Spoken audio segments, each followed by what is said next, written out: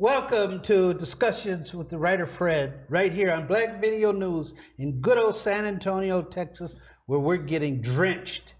But we can't complain at all, given what's happened I know back that's east. right. Do you have any people back east that got caught in the Yeah, I just got a lot of students over there. back there? Yeah, well, our prayers are with everyone back there, and hopefully we don't lose anyone. But today I want to discuss Omarosa, Manigault, Newman, and how the question.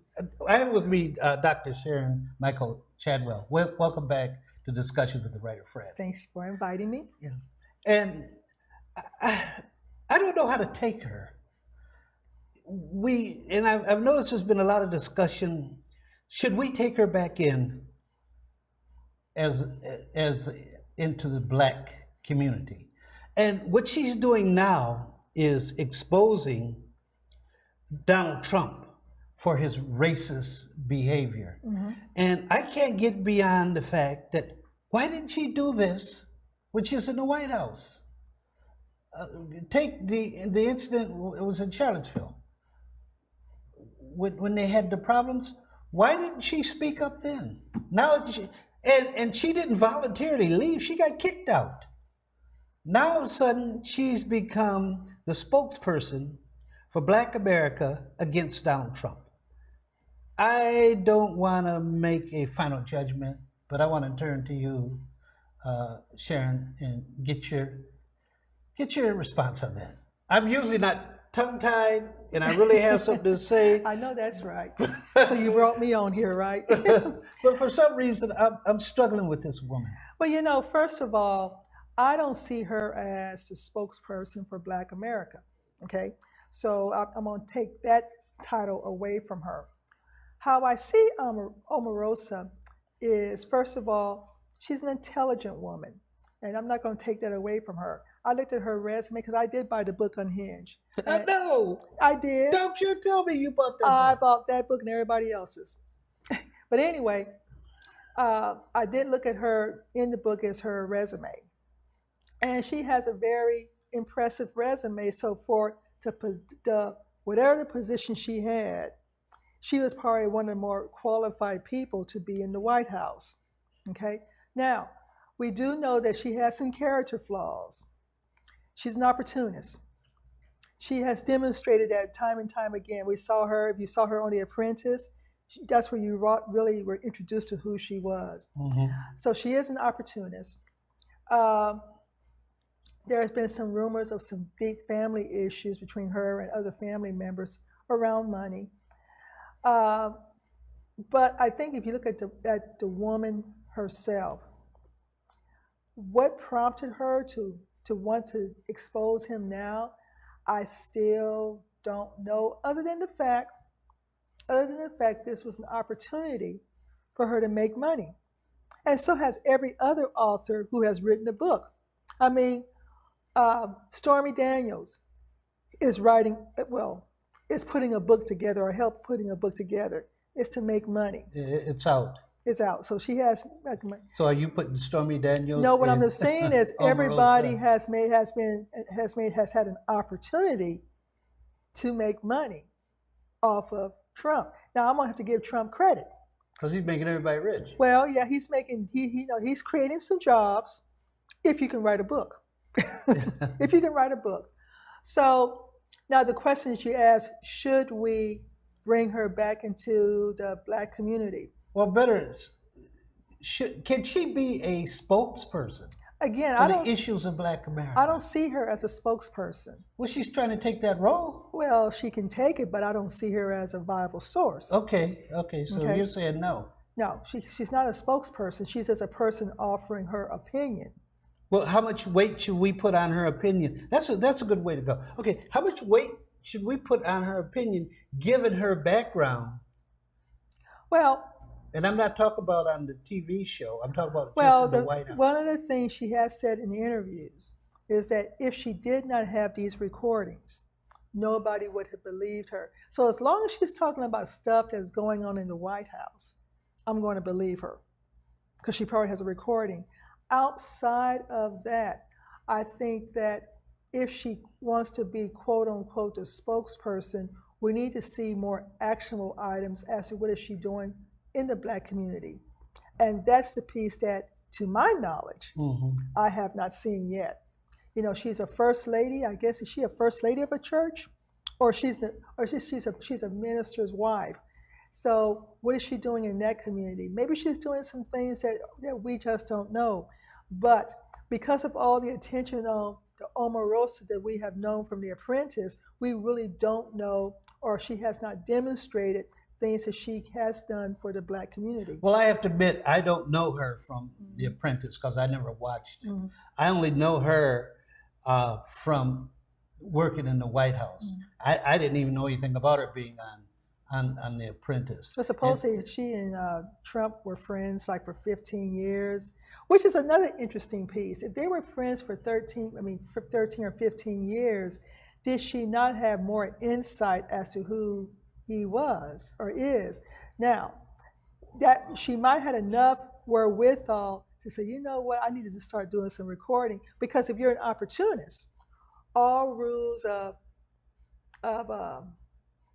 engagement don't apply to you.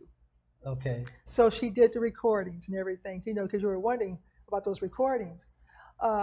So she might have already had some insight into him as to who he really was, and decided to she found an opportunity to collect some data, if you will, and use it later. In this case was the book. Well, you know, when you say, it bothers me even more when you say that she had time to know who he was. So it wasn't a discovery to her once she got in the White House. She knew before. So why is she doing that? And then trying to come back and attack him from the standpoint of being our friend. She was never our friend. Well, if you look at everybody who has left the White House, something happened to where their original message about Trump changed. You know, to include Omarosa. You know, remember the speech she gave to where you're going to bow down to him, Yes. you know, all this other stuff. Well, you know, I'm going to look at that part as a marketing ploy. You know, it could be a marketing ploy to where we'll never understand. But something happened in the relationship. She got fired. She got fired. She thought he was going to protect her. And I guess in terms of in the Black community, she was handed her black card at that point. Well, black card, I'd change it and say her white card. Okay, but she was kicked out, right? Kicked out. Then all of a sudden, she discovers that Trump is such a terrible person. Well, she knew he was terrible. So that makes it even worse, doesn't it? Yeah, I mean, you know, you don't know somebody for 15 years and not have and not know they're a racist. So, getting back to my original question, can she? Are we even obligated? I don't think we're obligated. Do we have to accept her or believe her? I mean, I can't believe anything the woman. I'll be honest with you. I can't believe anything the woman says. Well, again, I believe what she wrote in terms of the book, because she has the tapes according to her. Now, I think like with anyone else, once you know who they are, and there's a conflict in between the values that you hold versus that person, then you will always watch that person very closely as to what he or she might do. You can forgive them, but you may never forget who they are. That's how I think we might, since we're such a forgiving race, forgive her, but don't forget what she did. You know, once you forget what she's done, that's where the problem starts. Yeah. You made a statement that she's an intelligent woman. Dr. Shadwell, I consider you an intelligent woman, and there's no way in the world I'd put her in the category with you. She doesn't deserve to be there. Well, thank you. I don't find her intelligent at all, because I don't believe an intelligent woman could do. I think a opportunist can do what she's doing. You can be an intelligent opportunist. which is a dangerous person. Well, I consider that oxymoron. I'm not going to put opportunist, intelligent in the same category from the negative perspective of opportunists. Granted, maybe opportunists can be, but to me, that's the wrong word to be positive. An opportunist is not, to me, a kind of person I want to be around. I like being around intelligent people. I like being around you. That's why I love to have you on my show. I wouldn't want Omarosa on my show at all. But you do bother me just a little, if you don't mind. I bother you? Yes. Why? You bought her book. Yeah, I bought her book. Why? Why are you making this woman rich? I'm nosy. I wanted to see what she wrote.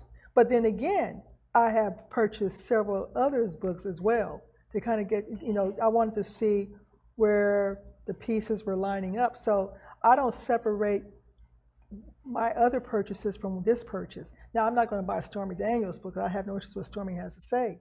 However, I wanted to see what Omarosa said in comparison to Comey and now Woodward, and then the first book that came out. I can't think of it right now.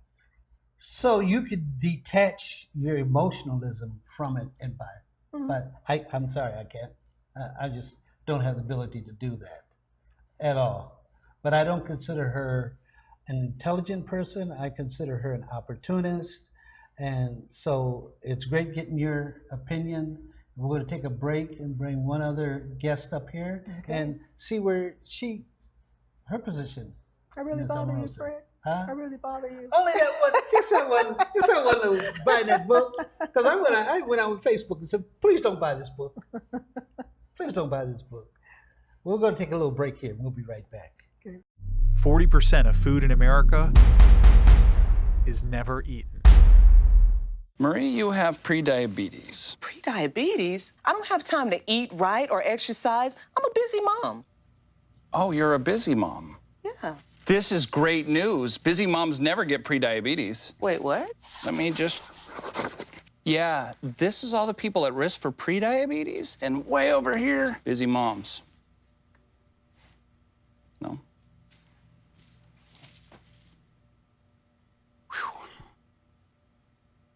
Hey, you. Yeah, you. Getting that college education? What are you gonna do? Graduate and take some office job? Be like everybody else? Or will you dare do something different? Like, be a teacher. You could be my teacher. You got the skills. The smarts? Yes, you. You could be the teacher I never forget. That'd be cool. Does that corporate job even have recess? What are you gonna make of yourself? What are you gonna make of me?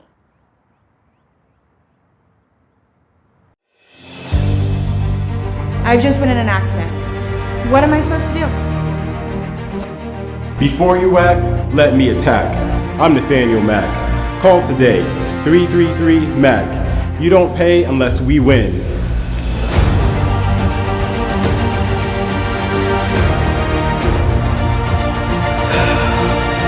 Let's call Mac. Let's call Matt. Nothing to do this week? Don't miss another event. Go to blacksinsanantonio.com for our event calendar. The home of the largest business directory in San Antonio with an African American focus. Sign up today for our weekly e-blast and text message alerts. Help us make this a better community. Connect, empower, grow.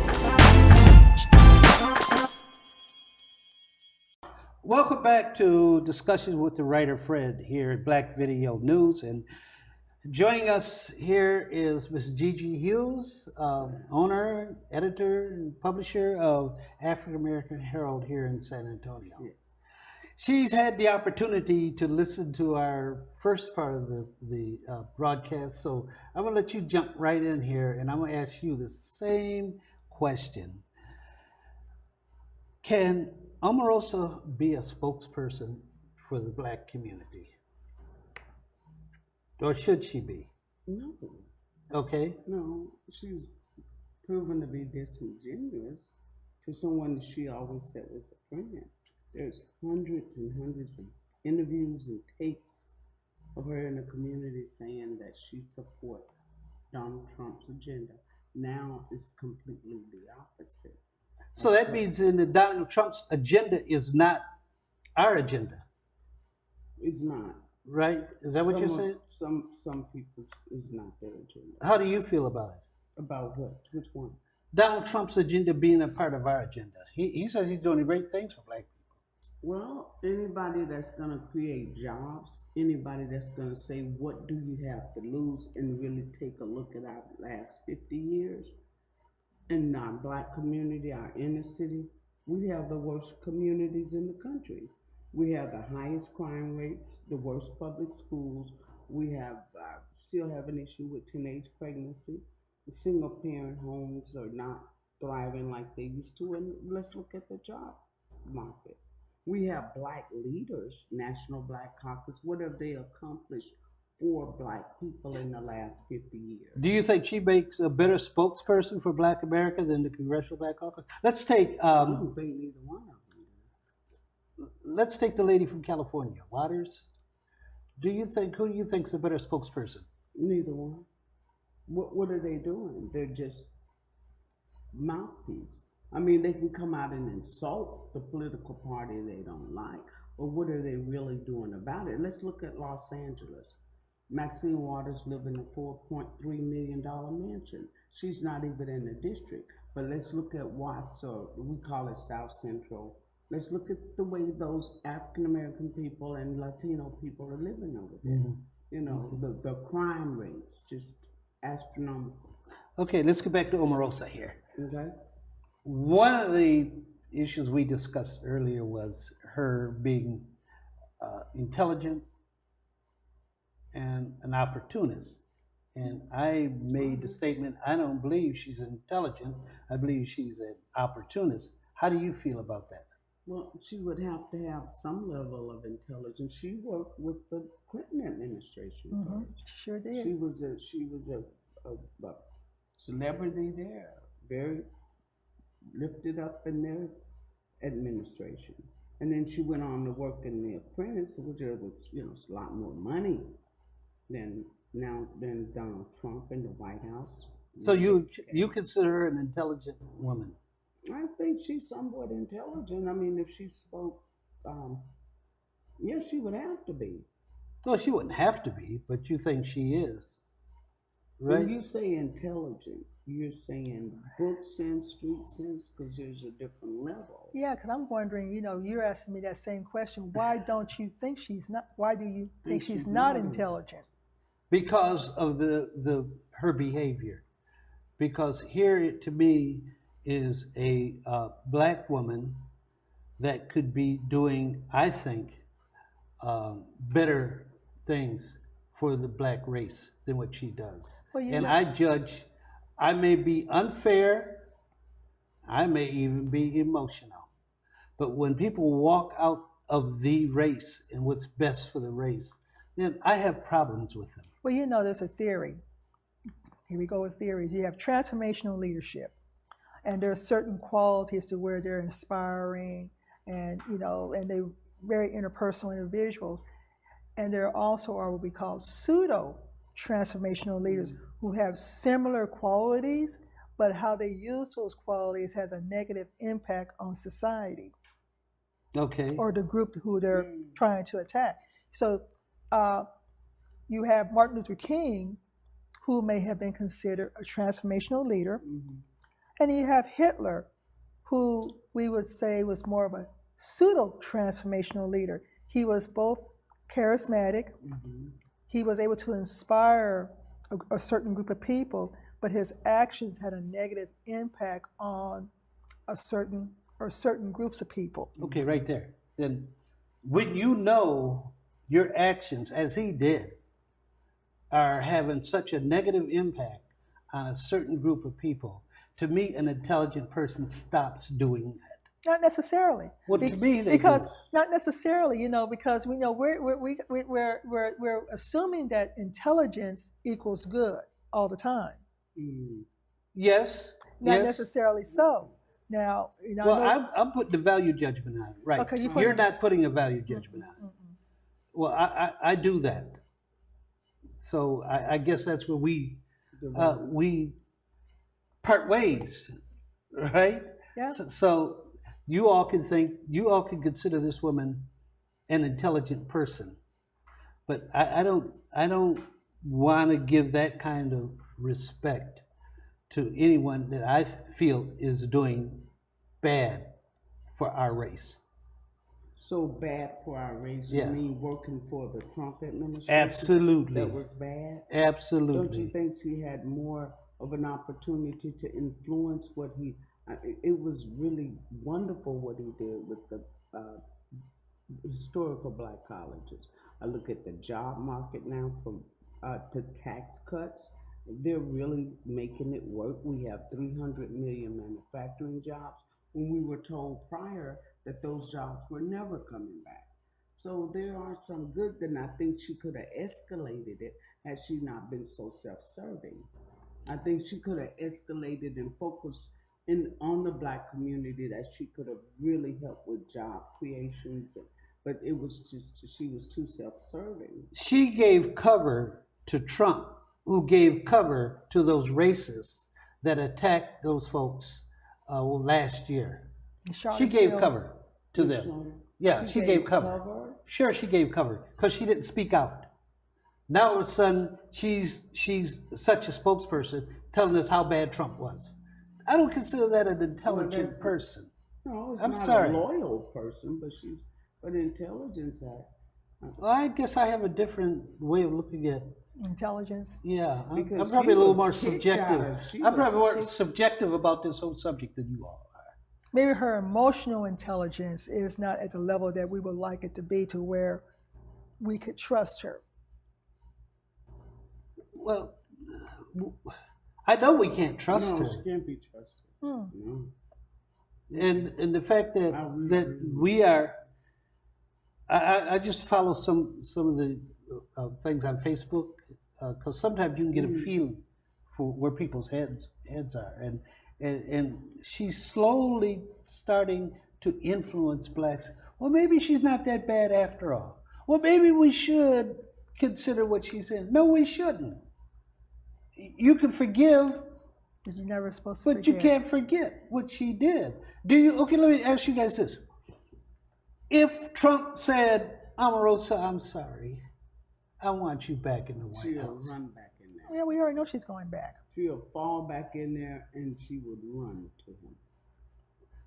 So what role Can can she I play ask for you a us? question? Can I ask you? Absolutely. Okay, so back in the 60s, we were so willing to forgive President Lyndon Johnson. And the N-word was fluent in the White House all the time. But when he came out with the Civil Rights Bill, 1965, we were so willing that everybody jumped party affiliation, joined on the Democrats, and that was that. But look at everything prior, his speeches, the N-word was just, so we were willing to forgive him. What would you rather have had? Him using the N-word and a civil rights bill that essentially broke down segregation in the South. The N-word or the voting rights bill? Do you know it's because of the voting rights bill that we ultimately had a black president? And do you realize without Lyndon Baines Johnson, you would not have had that voting rights bill? You wouldn't have had it. Now, I have to admit, he got angry. He started calling Martin Luther King Martin Luther Coon because he felt that Dr. King betrayed him. His feeling was, look at what I've done. King wanted me to get this done. Civil rights bill, I got it done. King wanted me to get a voting rights bill done. I got that done. And then the whole war on poverty. Then all he wanted, King didn't have to speak out against the Vietnam War. He could have remained quiet, like a lot of his advisors told him to do. Well, you know, one thing Johnson was a politician. And he thought that King should have shown a little more loyalty to what he was doing. I don't think you can find anyone raised in the South during that time that's white that very few didn't use the N-word. But to say that, he didn't. Litmus test right now because I've been watching the interviews, and that seems to be the test right now for Donald Trump. Oh, do you have a tape with him saying this? Do you have a tape with him saying the N-word? And when she could not produce that particular tape, mainstream media kind of tossed her to the side and said, until you can bring us the tape with him saying the N word, then we'll interview you again and we'll put you back in the forefront of our media coverage. But she can't produce that particular tape. That seems to be his litmus test, because prior to that, everybody's upset about the hotel. That was his dad's hotel. Segregation was flourished back when his dad. Well, I think a opened up his bigger first litmus hotel. test is that he wouldn't speak out against the Nazis and the racists that attacked those folks. He tried to make equivalence, that there were bad folks that were in the movement to do. I think it was about doing away with the statues and stuff like that, and that he wouldn't speak out. But we could have another show on Johnson, because I hear a lot of black people talk against Johnson, and I think that Johnson did more for black progress than any president, even Barack Obama. Well, because, what did he do? Oh, Johnson. Barack Obama. Oh, I'm just saying, I'm talking about what Johnson did. And he put his political career on the line to get it done. And he told the South, they came to him and said, okay, Lyndon, you're going to get this civil rights bill, but you're going to lose the South. He says, if we lose it, we have to, because this is the right thing to do. And he's got and I think that more blacks need to study the man and not get hung up on the word. And from what I've studied of Johnson, what you get is the movie. All Southerners use the word Negro. If you notice, they always use the word Negro, because it's between nigger and Negro. Right. They used to say it the first one, but they know they can't do it, so they say Negro. And he was one. But he did use the word Negro more than the other word. But that's another show. And we're running out of time here, so let's try to wrap this up. If I can get you all to maybe take 30 seconds. Tell me what you think, your real feeling about this lady, Omarosa. She's not to be trusted. She's not to be trusted, but to kick her out of the community, my whole idea is that we have a lot of members in the black community right now who need to, if we're gonna kick her out, we need to go so to open the floodgate and kick a whole bunch more out, because I do not see where a lot of people who are members of the black community, what have you done for the community? Okay. I totally agree. Very well said. Oh, okay, fine. I don't want her, I go back to what you said. We can forgive, but we can't forget. I think as a race of people, we have been so forgiving all the time, and we forget also.